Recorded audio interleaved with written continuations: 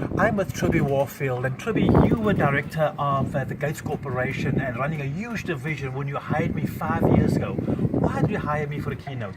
Well, when I was looking for a keynote speaker at that time, I was running a very large commercial organization, and I was trying to bring people together from very diverse backgrounds, specifically more product backgrounds. And when you're trying to bring diverse groups, personalities, skills together, most of the times people will think, hey, I can't do this job. There's things in my way. I need to know if I have the right skill, the right training. So a lot of times people limit themselves. What I really wanted to try and show the group at that time was that it didn't matter if they had the skill then. What we were really trying to look for is if we had the right attitude, a winning attitude, that people could put themselves in a place of discomfort a little bit and understand that by not limiting yourself, taking all those barriers away, to give yourself the freedom to grow, and also to make mistakes was okay. We wanted the right people on the right team.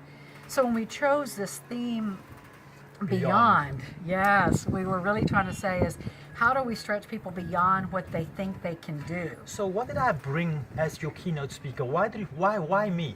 Well, what we were looking for then was someone who had really experienced challenges in some way, either professionally, career-wise, personally, in any way, of putting themselves out there in some really difficult situations to push themselves beyond. And when you came to me from a speaker's bureau and we narrowed it down, I read more of your bio and from your background, from your childhood, from coming up in South Africa with a physical disability, with the challenges you had even had with your mother and the things she had faced during some difficult times in South Africa.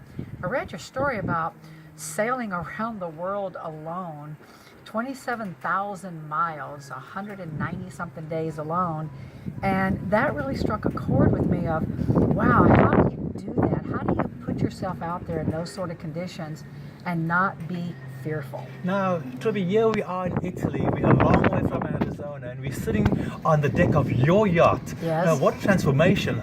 Any of this have any impact? Well, it has. When I was hiring, you to come in to help my team, the first thing I was looking at is, what am I going to get out of this as well? And you've been an inspiration to me from the time I brought you in, which was just not the one-off keynote. It went so well and so positive that, if you remember, I said, hey, what are you doing the next couple days?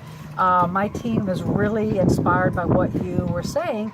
And so you hung out with us for another 3 to 4 days, and you took this personal time with all of my people, and you made yourself available to talk, share your stories, to give some guidance, some counsel, some wise counsel, and also for me. So you and I continued via Skype, via WhatsApp, via text, friendship.